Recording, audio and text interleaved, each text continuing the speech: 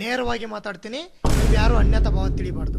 ಸನ್ಯಾಸಿಗಳಿಗೆ ಮಾತಾಡ್ಲಿಕ್ಕೆ ಬಿಡ್ರಿ. ಸನ್ಯಾಸಿಗಳು ರಾಜಕಾರಣಿಗಳಾಗಬಾರ್ದು. ಕಾವಿ ಡೇಂಜರ್ ಅಲ್ರಿ, ಕಾವಿ ಒಳಗಿನ ಕಾದಿ ಬಹಳ ಡೇಂಜರ್ ಅಂತಕ್ಕಂಥದ್ದನ್ನ ಅರ್ಥ ಮಾಡ್ತಾರೆ.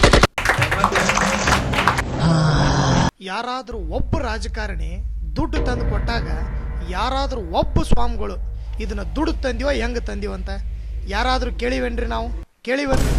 ಕೇಳಲ್ಲ. ಶಾಲಾಕಿ ಸ್ವಾಮಿಗಳು ಒಗಳಿ ಕಳಿಸ್ಬಿಡ್ತಾರೆ ಇನ್ನಷ್ಟು ಕಳತನ ಮಾಡಂತ. ದಯಮಾಡಿ ಬೆಳಿಗ್ಗೆ 6 ಗಂಟೆಯಿಂದ 10 ಗಂಟೆವರೆಗೂ ಆ ಟಿವಿ ನೋಡ್ಬೇಡ್ರಿ, ಆ ಪಂಚಾಂಗ ಹೇಳೋರು ಮುಖನೇ ನೋಡ್ಬೇಡ್ರಿ. ನೀವು ಮಾನಸಿಕ ಭಯೋತ್ಪಾದಕರು ಅವರು. ನೀವ್ಯಾರಿ ನಮ್ಮ ಭವಿಷ್ಯ ಹೇಳುವವರು? ಭವಿಷ್ಯದಿಂದ ದೇಶನ ಕಟ್ಲಿಕ್ಕೆ ಬರ್ತದ?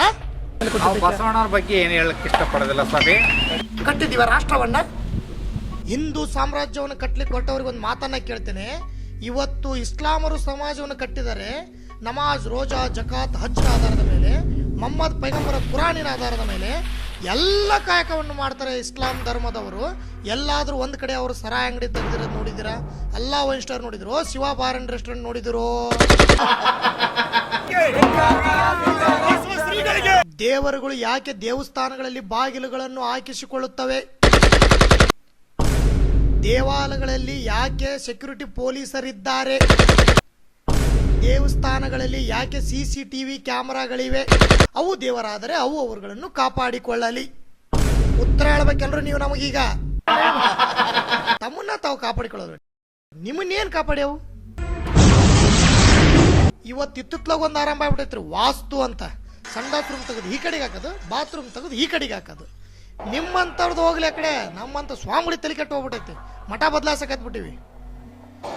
ಇನ್ನು ವಿಧಾನಸೌಧದಲ್ಲಿ ಅದು ಏನೇನು ಬದಲು ಮಾಡ್ರಿ ನಮಗಂತೂ ಗೊತ್ತಿಲ್ಲ.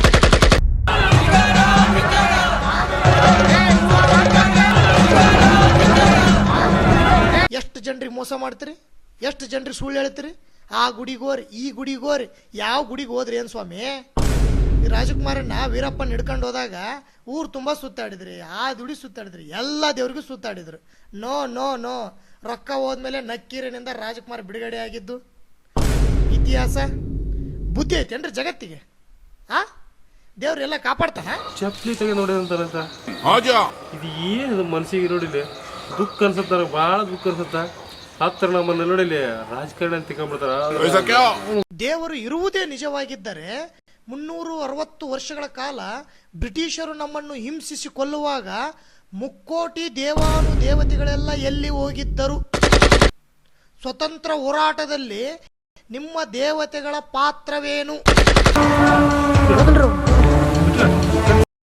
ಸ್ವಾಮೀಜಿ, ನೀವು ಏನ್ ಕೆಲಸ ಮಾಡ್ತೀರಿ? ಭಲೆ ರಾಜಕುಮಾರಿ, ಇವತ್ತಿನವರೆಗೂ ಈ ಪ್ರಶ್ನೆನ ಯಾವ ಟಿವಿ ಪೇಪರ್ನವ್ರು ಸಹಿತ ಯಾವ ಸ್ವಾಮಿಗಳಿಗೂ ಕೇಳಿದ್ರ ಅರ್ಧ ದೇಶ ಉದ್ಧಾರ ಆದಂಗ ನೋಡು.